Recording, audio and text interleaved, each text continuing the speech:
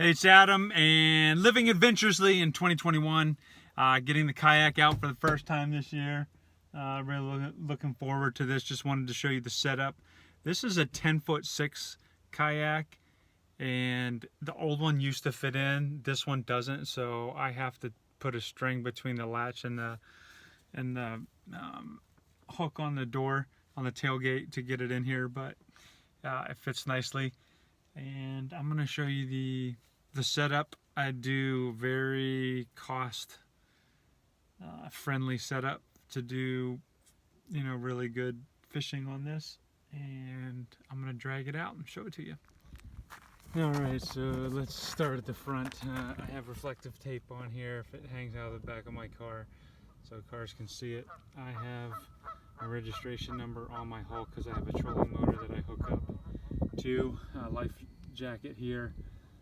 I'm an Ironman swimmer. I've fallen in 40-degree water. I've swam in 30-some degree water, and I don't need to wear that. This is my fish finder. It's a Garmin 93 SV, and I really like it. It's touchscreen, connects to my phone.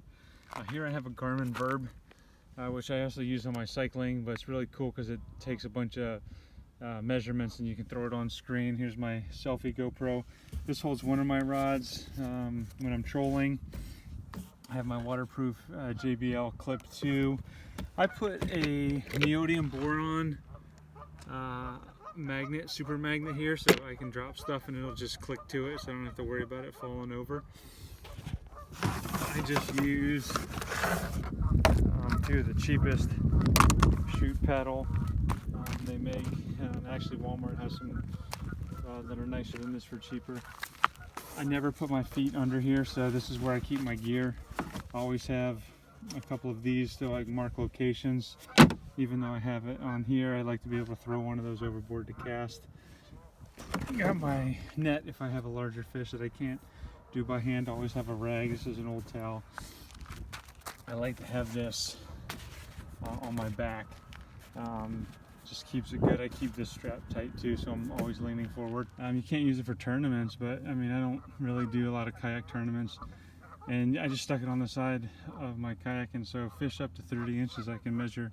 So most of the fish, sometimes a blue cat may be over that, or a carp, but all the other fish I can just measure, and it has all the Fish Ohio sizes on here. Behind the seat here is where I keep my battery. This is a lithium-ion battery. It's actually for one of those little electric vehicles that kids use.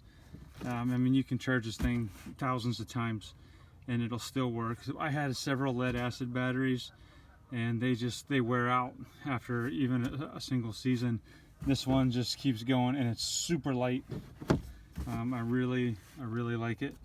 I would recommend getting it. I think I only paid, it was less than $50 for that thing. Maybe it's even 30 bucks, I think. Oh, and I have this pole in here too. This is an 8-foot pole, so it's my anchor. When I'm in shallow water, I'll just pull it out and stick it right into the ground, and it just sits in here when I'm not using it.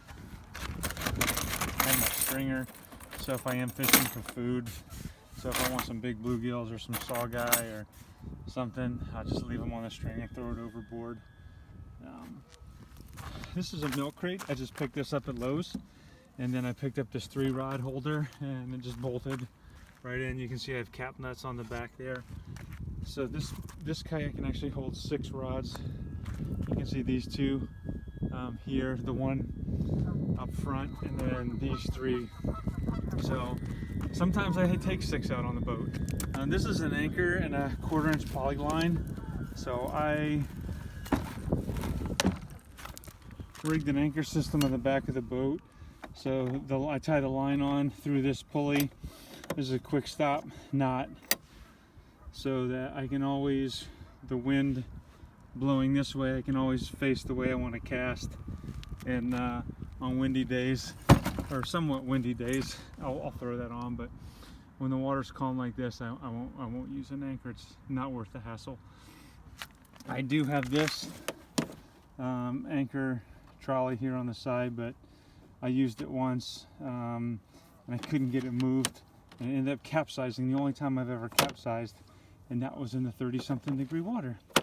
And so here's my hookup for my side imaging. So this is where the transducer is.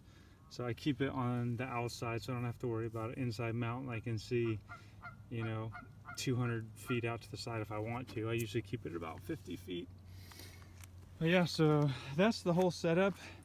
This base perception hook angler, the 10.5 foot, you can get it for about $450 or $500, and then of course the electronics cost more than that. But I have, you know, these fishing poles are cheap. I think this is maybe the most expensive one I have here for, maybe that was $200, but this one's like $50. So you can get in this whole setup nice and cheap and get out on the water and really enjoy.